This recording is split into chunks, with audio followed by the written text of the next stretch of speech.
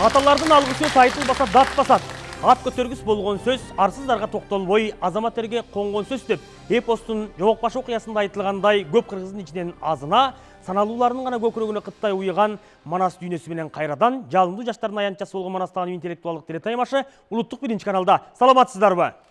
Қырғыз Республикасының президентінің ұлттық нақ жөнінде Манас үкіметінің ар тараптан изилдөө жана жайылтуу боюнча ұлттық дем дүйнөлүк бийиктик уңгу жолу жарлыктарын ишке ашыруу максатында Қырғыз Республикасының Маданият, маалымат жана жаштар саясаты министрлиги, Агартуу министрлиги, Қырғыз улуттук Манас театры жана Манас улуттук академиясы биргеликте уюштурган бүгүнкү 15-нчи айланпабыздын республикалык таймашын тагыраагы финалдык оюнун көрөсүздөр. Учурдан пайдаланып бизге жакындан жардам көрсөтүп жаткан биздин демөөрчү жана өнөктөштөргө терең ыраазычылык билдиребиз. Өзіңіздер білгендей, бала Манаста ауысқа қызыр жолығып, аны менен қатары бақ, оомат дөөлөттүн бардығы 40 жылтен болып куулуп келип жолыққан жайы бар. Тағошоның сыяктуудай эле бүгүн қызыр кызматында турган журтубуздун дагы бир алтын көкүл күмүш саамай топторо байгелүү орундар үчүн атсалышып, биздин студиябызга келген кези. Аларды тааныштыра кетсек, Чүй облусунун намысын коргоп катышып жаткан Сокулук районунан келген Маржан тобу даярдаган мугалими Жылдыз Шадыканова. Маржан тобунун атаандашы Жалал-Абад облусунун Алабука районунан келген Айдың тобу даярдаган мугалими Дилбар Олжобаева. Айдың жана Маржан тобунун атаандашы Бишкек шаарынан катышып жаткан Жаназык тобу даярдаган мугалими Кыргыз Республикасынын эмгек сиңирген мугалими Бишкек шаарынын ардактуу атуулу Алтын Карагулова. Жаназык, Айдың жана Маржан топторунун таймашына сара эсеп сала турган, карагылдык акчарган калыстык менен башкарган, жүрөгүнүн төрүндө так акыйкат сакталган, таразанын ташындай болгон даражалуу калыстар тобу. Калыстар тобунун төрагасы Кыргыз Республикасынын эл артисти Манасчы Рыспай Исаков агайыбыз. Калыстар тобунун мүчөсү, мамлекеттик жана коомдук ишмер, меценат, Манастагы интеллектуалдык телетаймашына зор колдоорусун көрсөтүп келе жаткан Саякбай Манасчы эл аралык фондунун негиздөөчүлөрүнүн бири Нурлан Чолоев агабыз. Калыстар тобунун мүчөсү Манасчы Саякбай Каралаев атындагы алтын медалдын лауреаты Кыргыз Республикасынын президентинин ардак грамотасынын ээси Замирбек Баялиев агайыбыз.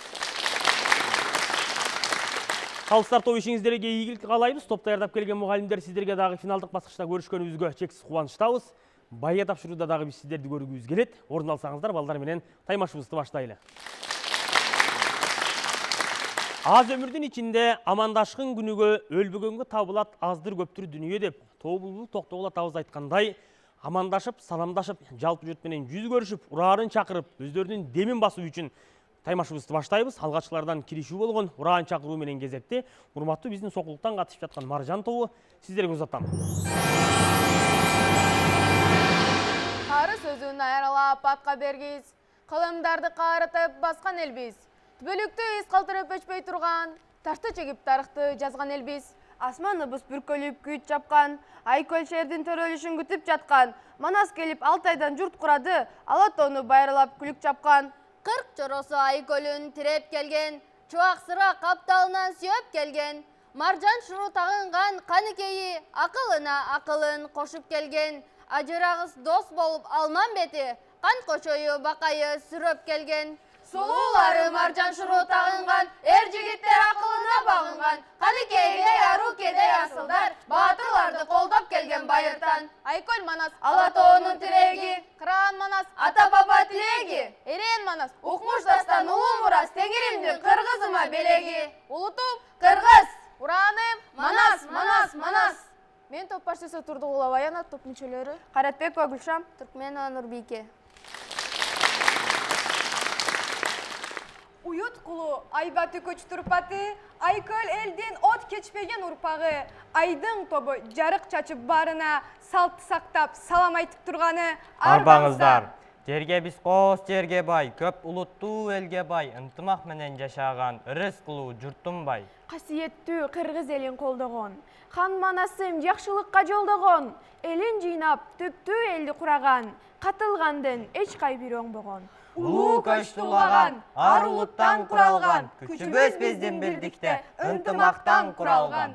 Жаркырап нуру чачырап, күн нурундай ачылат, Айдың тобу талпынып, Манаста уран чакырат. Элибиздин эрени Манас, эр көкүрөк берени. Манас, эгемен журттун башаты Манас, уютку элдин канаты. Манас, Манас, эр Манас. Топ башчысы мен Мансурова Мухтасар, топ мүчелері. Маржанов Нурислам. Нематуллаева Айжамал. Тоодой атағы улуу баян жана азығы адамдын, улуу баян алам сырын тартула, азығы бол ата менен баланын. Greeting from the Janzuk team. Janzuk gives us intelligence. Our pride is Manas. We love the epic Manas. Сынь айды жерстерең ми жону хау, жаназык туанын сыйынынжы ирылыды вен хау. Хан Манас, занявший трон, свой народ он был влюблен, и землю предков от врагов хранил, защищал, оставил нам он. Салам жолдоп жаназыктын атынан, улуу баян бетин ачып башынан, кыт куйгандай көлдүн манасын, жан дүйнөгө сенирүүгө чакырам. Манасчылар чечен көркөм кеп билген, жаназыкты урпактарга жеткирген, улансын деп эр Манастын баянын манасчылар шакирттерин өстүргөн. Баяны өлбөй ел içinde жашаган. Кимдерде бар Баатыр Айкөл аталган. Биздин гана Баатырыбыз Айкөл жан. Жаныбызга азык алып турабыз. Бабалардан калган улуу баяндан. Акыл эс кимден? Манастан. Кайрат кимден? Манастан. Накнасел кимден? Манастан. Ыйыгыбыз ким? Манас. Сыймыбыз ким? Манас. Мен топ башчысы Мухаммедалиев Рамазан, топ мүчөлөрү. Мухаммедалиева Акырке. Мухаммедалиев Тамерлан. Жалпы жұрт менен учурашып ураандарын чакырган топторго ийгиликтерди каалайбыз дагы. Бул бөлүмдү жыйынтыктайбыз. Аталган бөлүмдө топтор канчадан упай топтой алды? Жалпыңыздардын көңүлүңүздөрдү экранга бурабыз.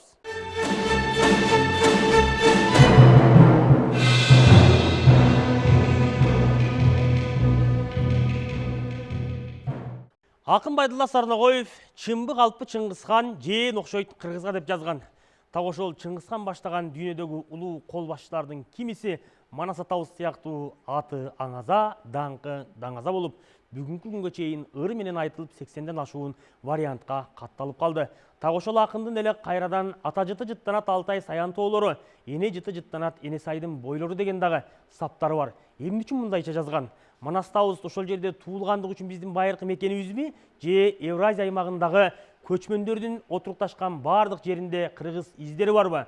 Эгер издери жок болсо, Култегин Барсбек баштаган биздин каган баатыр аталардын таш жазма эстеликтери кайдан калды? Балким ошолор дагы биздин байыркы тарыхыбыздан кабар берип турбасын. Бул тарыхтагы табылгалар. Ал эми Манас дүйнөсүндөгү адамзат акылынан сырт болуп аткан канчалаган окуяларды бүгүн илим ачууга шарт түзүп турган кези. Так ушундай жакшы тилек менен Манастандан өсүп өнгөн балдарыбыз кыргыз илими үчүн чоң ачылыштар жасайт деген үмүттөбүз. Манас бөлүмүн баштайбыз. Абыке Манастан канча жашка кичүү? Абыке Манастан 14 жашка кичүү болгон. Манас атабыз 14 жашында Өч аралга куш салып чыгып кеткен жеринен 11-тинчи келип калган жайы бар. Ошондо Жакып атабыз санаа тартып Манаска ар кайсы амал ойлойт. Ошондо арка болчу Манаска абыкеси жаш экен, абыкенин ошондо 2 айлык жаш экен деп айтылат. Бирок биз Манас атабыз кара бөрктү алган окуяда кайра өз айылына келгенде Манас атабыз 9 жашында абыке төрөлгөндүгү дагы айтылып кетет. Ушундай 2 себеп бар. Жооптуур азаматсыздар, кийинки суроо Айдың тобу сиздерге. Манасты эмне себептен канкор атаган? Манасты канкор атаган себеби Манас элин жерин коргоо максатында душманга аяусуз мамиле жасаган, ошон үчүн Манас канкор атап коюшкан. Эпоста Капырдын көзүн оюптур, кара канга тоюптур, Кабыла Манас батырды канкор атап коюптур деп айтылган жай. Биздин балдар ырсабы менен канкор деген сөздүн тегерегиндеги жоопторду айта алды. Ал эми Манас табыстын Уркун суунун боюндагы Нуукер менен болгон кыргында кара канга тойгондугу, катыккандыгы жөнүндө кенен айтылат. Окуя боюнча бизге маалымат берген жок. Калыстар упайсыз калтырбайт деген ойдо сапардан улантабыз. Кийинки суроо жаназык тобу сиздерге. Тырмагын албаган, такыр жуунбаган калк кайсы эл? Тырмагын албаган эл бул Чушаңгыр эли болгон. Ал Манас Нукердөн өлтүрүп келгенден кийин жакыптар Манас бизге кытайлар кол салды, көп жол кол салды, биз чыдап отура беребизби, биз өзүбүзгө хан шайлап алайлы дегенде ошондо өзүнүн санжыраасын айтып Чушаңгыр журтунун тырнактарын албаган жөнүндө айтылат. Жооптуур азаматсыздар, кийинки суроо кайрадан Маржан тобу сиздерге. Көчөрбайдын Керкөкүл кандай жерди жердеген? Көчөрбайдын Керкөкүл дария боюн жердеген. Эпосто мындайча баяндалат. Дария боюн жердеген, дарыянын четинде кангайга намыс бербеген, алда төрө уругу, Керкөкүл деген улугу. Жооптуур азаматсыздар, кийинки суроо Айдың тобу сиздерге. Чамдайбыз урматтуу Айдың тобу. Жайнак эмне себептен Эргежейил калкында 2 жыл туруп калат? Жайнақ эргежели калкында 2 жыл туткунда калгандыгын себеби бул адамдыктын окуясы Жайнақ Батырдын башынан өткөргөндөрүн Абдылда менен Кутубийге айтып берген жеринде кездешет. Жайнақ Батыр эргежели калкына барат да, ал жерде 2 жыл туткунда калып кетет. Мунун себеби эргежели калкынын салтында болгон келген адамды 2 жыл туткунда алып. Жооп туура, азаматсыздар, керемет жооп. Ар жак бер жагынын баардыгын кыска кылып шурудай тизип айтып берген Айдың тобу болду. Кийинки суроо сиздерге жаназык тобу. Маймундук туш тотуну кайсы жерден оуштуруп алган?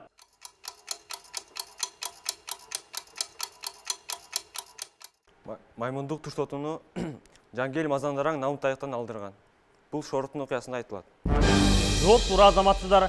Кийинки суроо кайрадан Маржан тобу сиздерге. Алооке ишенген ажыдары эмне себептен Манаска кол сала алган жок? Алоокен ишенген ажыдары Манаска кол салбаган себеби ал Манастан корккон, себеби Манастын колдоочусу ажыдар болгон. Ал ажайыпканага киргенде эле Алоокен ажыдарын мойнунан кармап эшикке сүйрөп чыккан жайы бар. Бошонгон ажыдар тоо ышкырып качып кетет. Жооп туура, азаматсыздар.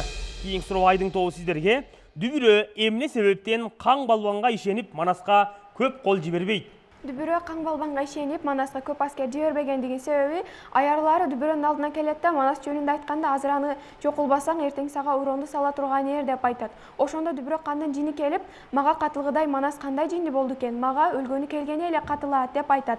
Ошондо мен 30 сың 40 сың болгон таштарды ойной турган бөкөлөрдөн 300 миңим бар. Аларды 60 чынжыр арка менен араң байлап отурам деп, ал балбандарынын күчүнө ишенип, Манасты өзүнө теңсинбей, Манаска көп аскер жиберген. Баракелде. Жооп туура, азаматсыздар. Кийинки суроо кайрадан жаназык тобу сиздерге.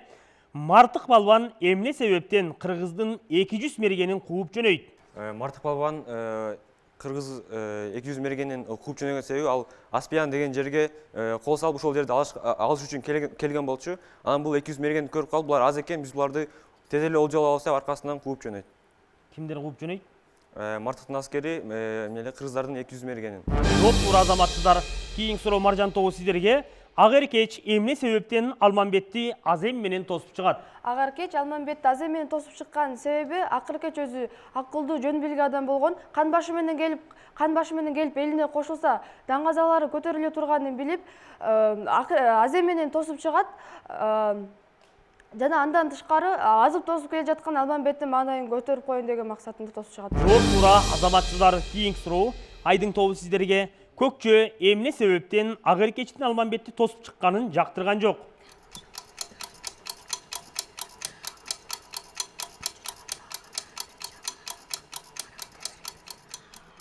Көкчө Агеркечти Алмамбет тосуп чыкканын жактырбаган себеби Агеркеч чыгат дагы Алмамбетке биринчи арагын сунат. Ошондо сунганда Көкчө айтат: "Бул эмне болду? Азып кеткен Кытайга алып кеттиби?" дейт дагы, жактыра бербейт. Ошондо Алмамбет айтат: "Бул ара мен буну ичпейм" деген болот. Анткени ошол Алмамбет мусулман динин кабыл алган болот дагы. Ошондо кийин анда бесе деп туруп, Агеркеч ага кымыз сунуп берет. Экинчи жолу кымыз сунганда ошондо Көкчө айтат: "Бул эмне? Азып кеткен Кытайга алып кеттиңби? Сага эмне болду Агеркеч?" деп айтып туруп, аны кызганып, шариятта жок ишти кылдың деп туруп, кылган ишин жактырган эмес, тосуп чыкканын. Жооп туура, азаматсыздар. Кийинки суроо жаназык тобуна. Айдаркан менен Көкчө эмне себептен 600 жылкыдан бирди тандай албай убара болот?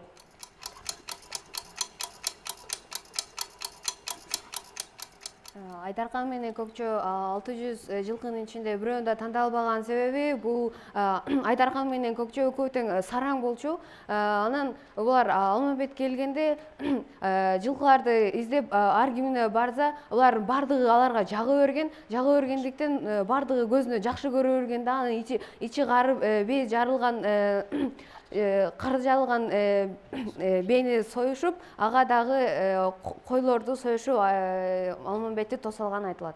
Жооп туура, азаматсыздар. Кийинки суроо Маржан тобу сиздерге тест түрүндө берилет. Экранга көңүл буралы. Күнжүт шаары канча түтүн болгон? А варианты 300 миң, Б варианты 100-150, В варианты 50 миң. Күнжүт шаары Б варианты 100 миң түтүн эл болгон. Жооп туура, азаматсыздар. Кийинки суроо Айдың тобу сиздерге тест түрүндө берилет. Багыш менен агыш дагалакты көрдү беле? А варианты жок, Б варианты ооба, В варианты ошол жакта жашаган. А варианты жок. Жооп туура, азаматсыздар. Кийинки суроо Жаназық тобу сиздерге өмүрүндө жуунбаган эл кайсы жерди байырлаган? Б варианты Ургалы тоосун, А варианты Урбалы тоосун, В варианты Чушаңгы жерин. Б варианты Ургалы тоосун. Жооп туура, азаматсыздар. Ушуну менен биз Манас бөлүмүн жыйынтыктайбыз. Аталган бөлүмдө биздин топтор канчадан упай топтой алды? Көңүлүңүздөрдү экранга бурабыз.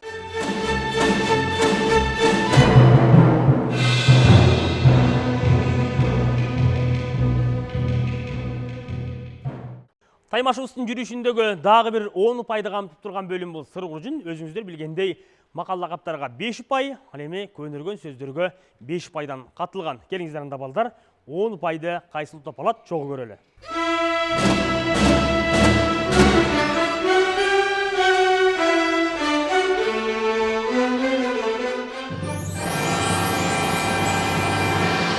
Бизге көнөргөн сөздөрдөн азми деген сөз келди. Азми деген сөз бұл азим сыяктуу, улук деген маанидеги сөз.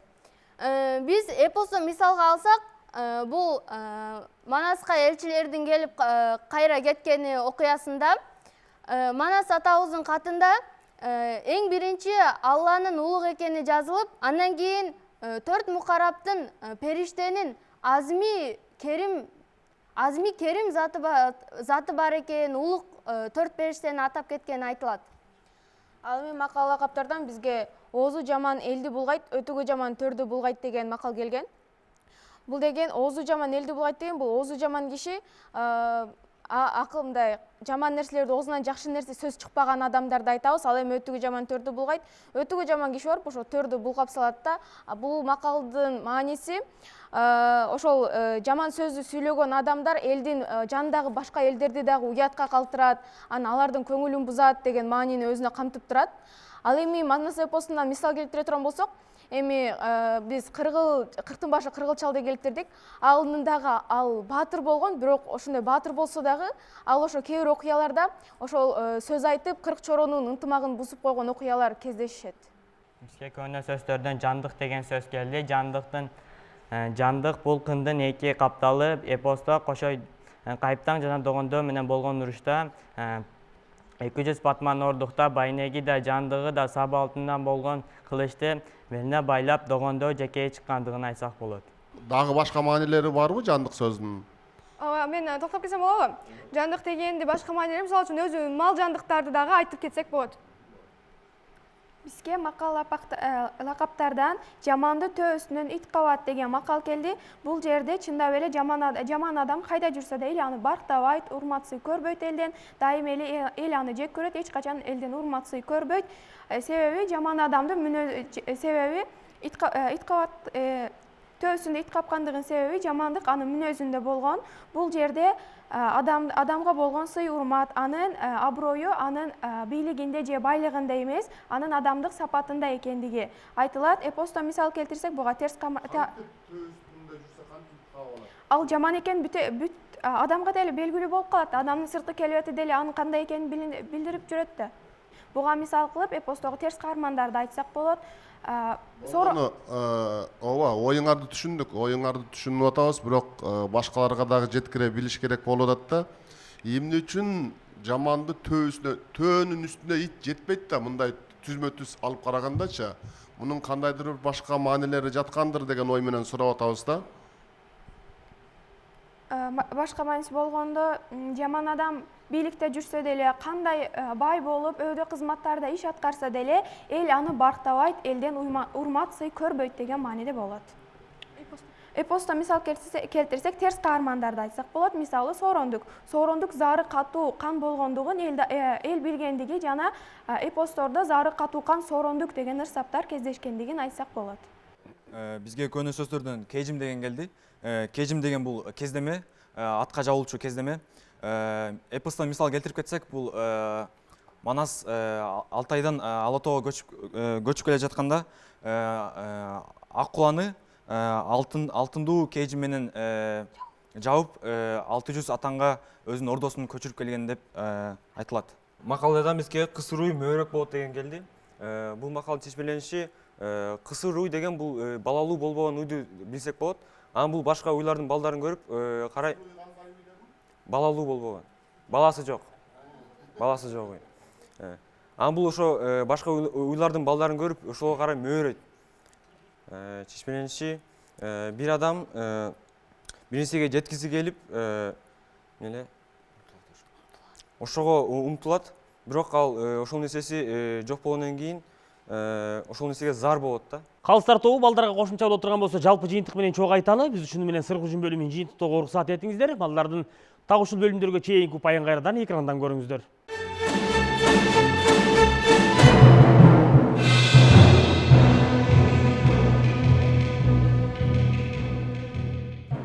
Өзүңүздөр көргөндөй финалдык баскычыбызда так ушул 3 топ тең эң жогорку упайлар менен келе жатышат. Манас бөлүмүндө кынтыксыз жооп берүү менен жогорку упайлар топтогон тайпаларыбызга ийгиликтерди каалайбыз. Биз болсо сырттандарды сынайбыз бөлүмүндө ак суроолорду беребиз. Балдардан жооптор болсо так болушун талап кылабыз. Алгачкылардан болуп кезек Маржан тобунун сырттаны сизге карата биринчи 10 суроо. Так ушул бөлүмдө дагы өзүңүздөр билгендей 10 упай катылган. Таймаштын жүрүшүндөгү жалпы упайдын эсеби 55 упай. Ал эми балдар 55 упай топтогон болсо, албетте байгеге жетти деген сөз. Келиңиз анда биринчи суроо. Алмамбет менен Мурадыл беттешеби? Жок. Мурадыл Алмамбетке тууганбы? Ооба. Коңурбай Каспаңды жердейби? Жок. Мурадылдын тулпары Алгарабы? Жок. Алгара Коңурбайдын тулпарыбы? Ооба. Алмамбет мүнүстө уруш салабы? Ооба. Алмамбет өз атасына каршы чыгабы? Ооба. Сорондук баласынын динине киреби? Жок. Көкчөнүн жолдошу Алым Сейитпи? Жок. Көкчөнүн аялы Ак Коңурбу? Ооба. Өзүңүздөр көргөндөй мерчемделген убакыттын ичинен Маржан тобунун сырттан 10 суроону кабыл алды. Жыйынтыгында 5-өсүнө жооп берип орто 5 упайды топтоду. Кезек төрдө турган Айдың тобунун сырттанында. Көкчөнүн зайыбы Агыркечпи? Ооба. Ак Коңур Эштектин кызыбы? Ооба. Ак Коңур Эштектин карындашыбы? Жок. Шакандын бир тууганы Ак Коңурбу? Ооба. Көкчөнүн энеси Ак Коңурбу? Жок. Айдаркандын зайыбы Ак Коңурбу? Ооба. Айдаркандын кызы Агыркечпи? Жок. Будайбек Көкчөнүн аялыбы? Жок. Айдаркандын келини Агыркечпи? Ооба. Будайбек кызбы? Ооба.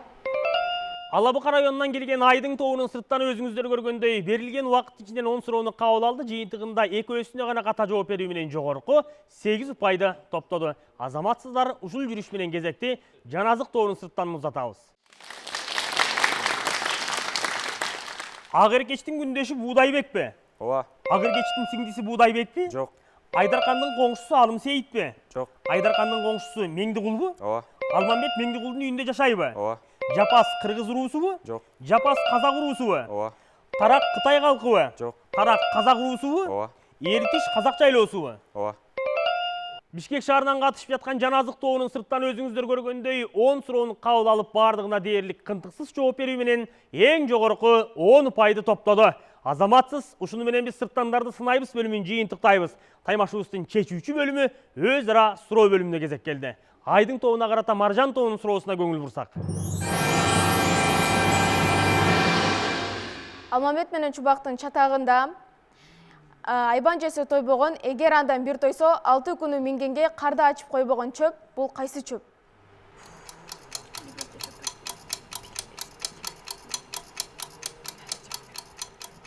Бизде жооп жок. Туура жообу бул Алмамбет менен Чубактын чатагында. Айбан жесе тойбогон, эгер андан бир тойсо 6 күнү мингенге карда ачып койбогон чөп, бул беченди деген чөп болгон. Бул Алмамбет Кытай элин айтып берип жатканда айтып кетет. Упай бере албайбыз. Эпосто байындын бугусунун аты жана анын башка бугулардан айырмачылыгы эмнеде болгон?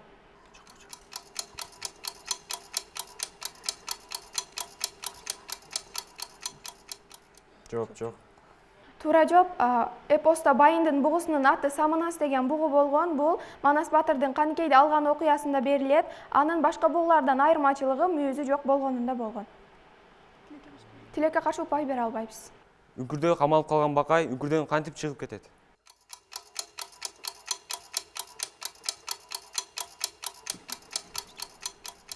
Бул деген Коскамандар Манасты өлтүрдүк деп ойлогондо, Каныкей бакайды ошо үңкүргө алып барчу да, анан ошол жактан камалып калып 7 күн туруп, анан ошол жактан 40 шилтен келип, аларды башка чоролордун бакайды башка чоролордун арасына кошкон. Жооптура 5 упай беребиз. Кадырман теле көрүүчүлөр, сиздер бүгүнкү чыгарылыштан орус тилдүү мектептен келген Жаназык жана Маржан тобун, ал эми өзбек тилдүү мектептен келген Айдың топторунун таймашын көрдүңүздөр. Бүгүнкү таймаш канчалык деңгээлде болду, кайсыл тайпа канча упай менен жыйынтыкка чыкты, корутунду жана кошумча пикир калыстар тобу сиздерден болсун. Маржан, Айдың, Жаназык топтору жакшы таймаш куруп берди.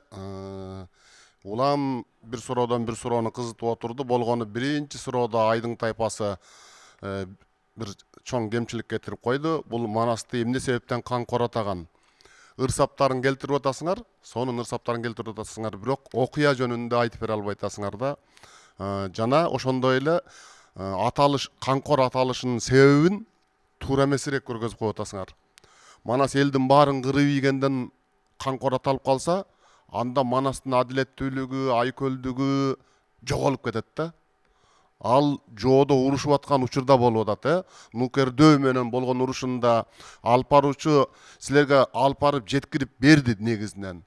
Кайсыл дөө менен урушканда деп сурады биринчиси, кайсыл сууда деп сурады экинчиси. Окуяны дээрлик айтып берип койду да. Ошону эле улап кете турган нерсеңер калды эле, ушул жерден жаңылып калдыңар. Калган суроолордо жакшы, Сыргуржунда дагы бир аз чечмелөөдө чекиликтер кетип калды. Бул Айдың тайпасы жана Жаназык тайпасында. Жаназык тайпасында мүчүлүштүк оройураак кетип калды. Жана кысыруу мөөрөк болот дегенде, бул эми сөзсүз эле баласыздыкка зарлап аткан нерсе эмес негизгисинен. Кемчилиги көп адамдын кемсинтери көп болот дейт. Мына ошол кемчиликтүү жандын башкаларды көбүрөөк сындап, башкаларга көбүрөөк акарат келтирип аткандыгы жөнүндө болуп атат да негизги ой.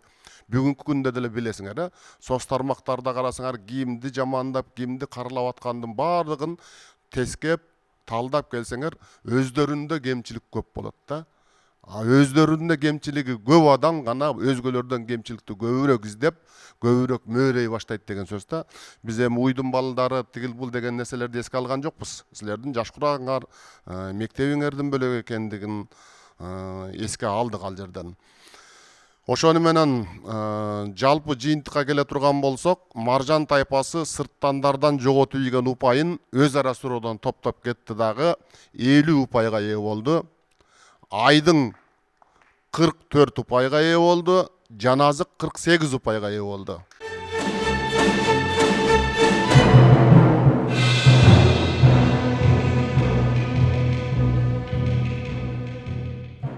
Кыргыз Республикасынын президентинин улуттук нарк жөнүндө Манас үчүлтүгүн ар тараптан изилдөө жана жайылтуу боюнча улуттук дем дүйнөлүк бийиктик уңгу жол жарлыктарын ишке ашыруу максатында Кыргыз Республикасынын Маданият, маалымат жана жаштар саясаты министрлиги, Агартуу министрлиги, Кыргыз улуттук Манас театры жана Манас улуттук академиясы биргеликте уюштурган бүгүнкү таймашыбызды жыйынтыктайбыз. Учурдан пайдаланып бизге демөөрчүлүк кылып жаткан өнөктөштөргө, мамлекеттик мекемелерге терең ыраазычылык билдиребиз. Мен сиздер менен коштошом. Ал эми балдарыбызды болсо экинчи студияга узатабыз. Кайрадан жалындуу жаштардын тарсылдаган таймашы менен көрүшкөнчө сак саламатта туруңуздар.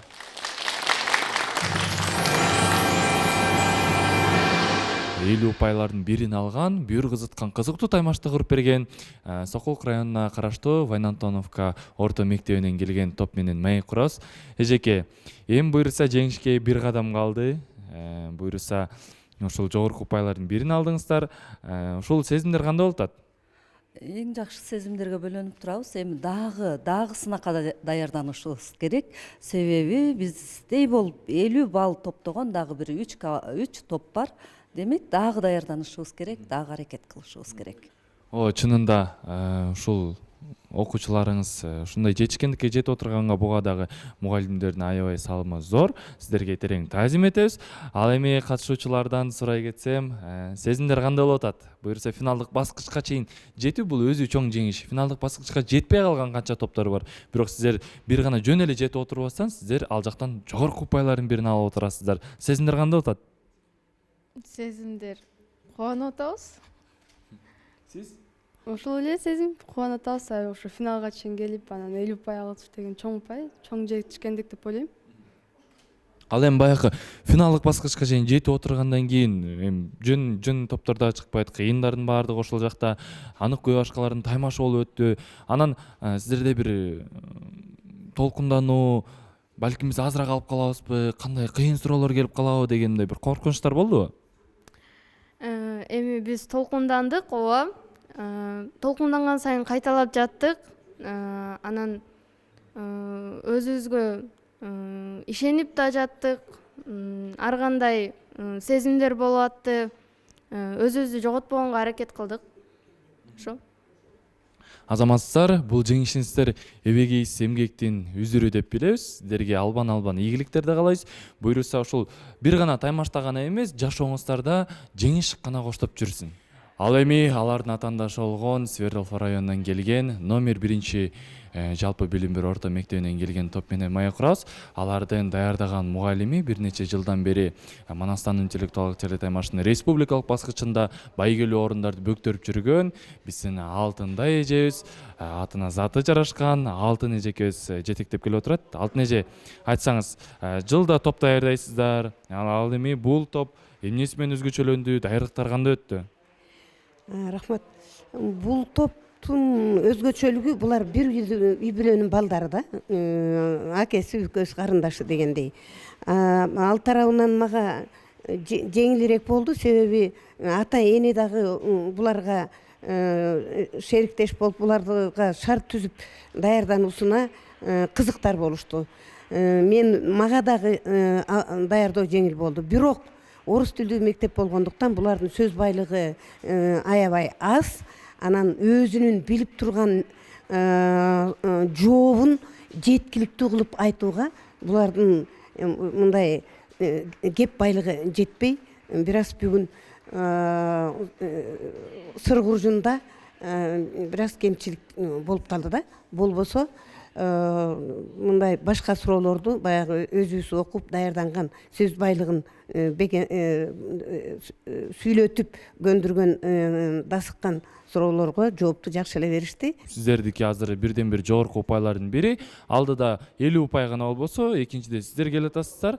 Буюрса бул дагы чек болбосун, кийин алдыда дагы жеңиштер сиздерди коштоп, буюрса үйүңүздөргө байге менен кур кол кетпей, байге менен кетесиздер деген үзгү ой тилектебиз. Сиздерге жашоодо дагы жеңиштерди каалайбыз. Ал эми алардын атаандашы болгон Айтылуу Ала Бука районунан келген топ менен маек курабыз. Эске сала кетсек, бул топтагы кечеги күнү жарым финалдык баскычта, финалдык баскычка чейин жолдомо алган болчу. Эжеке, айтсаңыздар, эң алгач ушу финалдык баскычка чейин жетүүңүздөр менен сиздерди чын жүрөктөн куттуктайбыз. Ал эми таймаш кызыктуу болду. Чынында даярдыктар дагы мурдагыдан дагы күчтүүрөөк болгонун көрө алдык. Бирок бул баягы жүгүргөндүкү эмес, буйругандыкы дейт. Чуркагандыкы эмес, буйругандыкы. Демек ушундай буйруптур. Бирок сиздердин дагы упайыңыздар аз эмес. Буйруса дагы алдыда оюндар бар. Эжеке, айтсаңыздар, ушул таймаш кандай болду? Сиз үчүн мындай кандай сезимдерди алып келе алды? Эми таймаш аябай жогорку деңгээлде өттү. Окуучулардын баардыгы дээрлик даярданып келген, китеп окушкандыгы билинип турду. Суроолорду берип атканда мындай китепти көп окуп, окуяны өтө жакшы билген окуучулар ошол абалдан чыгып, жакшы жооп берип чыгып кетишип жатты да. Анан кийин кээ бир китепти окубай, мынтип чокуу окугандыктары дагы билинип турду. Туура эмес жооп берип калып атышты. Эми эмне дейбиз, албетте окуган окуучу, өзүнүн үстүндө талыкпай иштеген окуучу албетте финалда дагы баш байгелерди ээлеп чыгат деген ойдомун. Чынында билим кылсаң берекет дегендей, окуучулар дагы ушул аракет кылса, албетте ийгиликтерге жетишет да. Билим алуу ийне менен кудук каскандай дейт. Дагы ушул канчалык ийне менен кудук касып, канча мээнет, канча убакыт кетти. Буюрса бунун баардыгы тек калбайт. Себебинде сиздердин эң башкы жеңишиңер бул китеп бетин ачып, манас өзүңөр үчүн сиңирип, окуп алгансыздар. Бул өзү чоң жеңиш. Ал эми республикалык баскычка чейин, анын ичинде финалдык баскычка чейин канча деген топтор, нечен деген райондор калып кеткен. Ал эми сиздер Борбор калабызга, Куттуу студиясына келип отурасыздар. Бул да болсо чоң жеңиш деп эсептейбиз. Ал эми айтсаңыздар, бул эбегейсиз чоң эмгек кетти, канча деген уктабаган түндөр, канча деген ойлор кетти. Эми буюрса бунун баардыгын актайсыздар деген үзгү ой тилектебиз. Ал эми ошол таймаш учурунда кайсыл жактан жаңылыштык кетти, эмне себеп болуп калды, толкундануу болду? Биз таймашка жакшы эле даярдык көрүп келдик эле, бирок ошол Манас бөлүмүндө бир суроодон жаңылыштык кетип калды. Негизи окуяны билет элек, ошол жерде сыр бастыбы билбейм, ошого ката жооп берип калдык. Сиздерди эч кайгырбаңыздар, алдыда дагы оюндар бар. Буюрса 9 топтун ичинде 6 топко тең байге берилет. Ошондуктан сиздер дагы эч качан үмүтүңүздөрдү үзбөңүздөр. Буюрса бардыгы алдыда, келечегиңиздер алдыда. Сиздерге кийин келечектеги жашоодо дагы албан игиликтерди жана жеңиштерди каалайбыз.